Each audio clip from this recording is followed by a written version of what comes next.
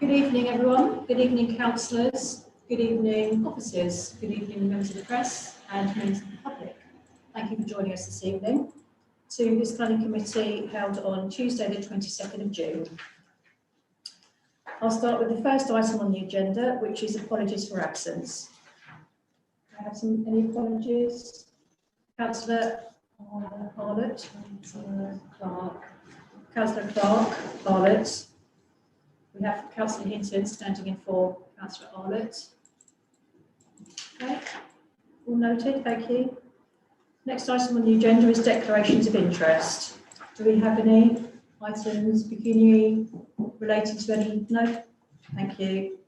Moving on to the next item, which is number 3 minutes. To approve the minutes of the meeting held on the 1st of June. All those in favour? Thank you, that's carried. Number 4, public participation. I can see that we have 2 members of the public here this evening. When I call you, please do stand up, state your name and what item on the agenda you're speaking to, and you have 2 to 3 minutes. Who would like to go first? Nice and easy. Dominic Day, been asked to join the Hertfordshire Parish Council, so I'm here just out of interest and observer with nothing to say. Oh, okay. Thank you. Thanks so much for coming. Thank you. Hello. Good evening. Eva Rickard, 43 Kings Road is what I'm here about the planning. Okay, thank you. Whenever you're ready. Can I take my mask off and speak? Good. Whenever you're ready. Okay, okay now. So I live at number 45. Number 41 has already got planning permission. Number 43 is on the agenda tonight. There is a bit on our side that is slightly bigger than we got an extension from probably about 30 years ago, and I can't see on the plans how that fits in. And I wish I could just speak to the builder about it. I believe the same builder's doing 41, but it's all been a bit messy, so we don't really talk to each other because it's just been, and that is part of my sort of also general question, which you might say have to come back another time. But you know, when you have someone who makes a lot of mess on public footpaths and blocked them and all those kind of things, where does that leave people around? And I was just saying to Stefan, you know, if you go down King's Road at the moment, you look at them Zoo, we thought, okay, we're saying, I love Zoo, wouldn't want to be without it, and they probably had to stay over the year yesterday, last year, trying to put everything in, but it's all sunk a bit, you know, so all these kind of things, that sort of the knock-on effects. There's nothing to do with planning, but it all ends up on the taxpayers to sort of get it right. If it's not right at the end of the day, people are not doing it within what needs to be done. And I'm not talking about the private property, I'm talking about the public. And I've had permission to read out about, let me just find it. So this is a couple of weeks ago. So this is from a friend who lives in Adams Court. So my 87-year-old neighbour walked up to the doctors today. The builders near you asked her nicely if she was okay getting past them with her walking aid. She had to step into the road. But why are they mixing the concrete or the pavement anyway? I get why you're annoyed with them. On the way back, she decided to cross higher up King's Road instead of using the zebra crossing because the builders are all everything. You know, so I'd like to understand my planning, how that goes to the one next door. I don't understand if they need a possible agreement, is that what it's called? If they need that, if anything happens to the with the building, because I don't have a lot of trust at the moment what's going on. They're very good builders, but they're messy.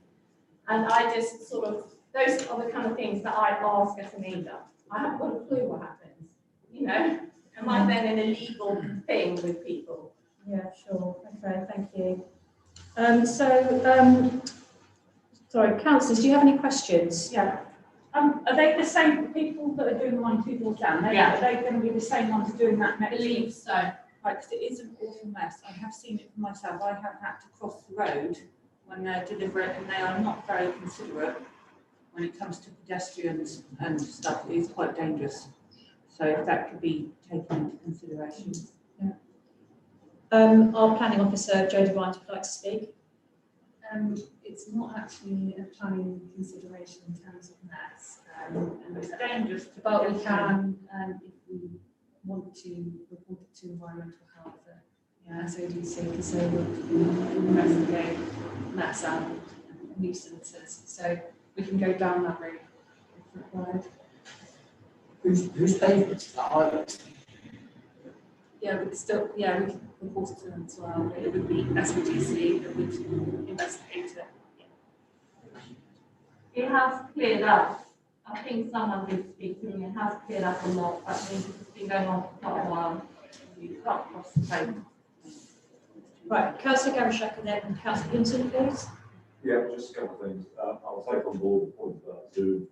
If it has been, I will ask the OCCS to do some remedial looking at it for that. I will comment on that when we get to the planning application. But if they are building anything within 3 meters of the boundary, they should be served with a parking in writing. And that should be sort of 1 month to the building like all of these things, it's best if you can speak to the owner and the builder, because it's best if it's resolved amicably rather than. I understand that, and the owner of 43, he rents out normally, but they was in between tenants, so he decided not to put new tenants into his own at the moment.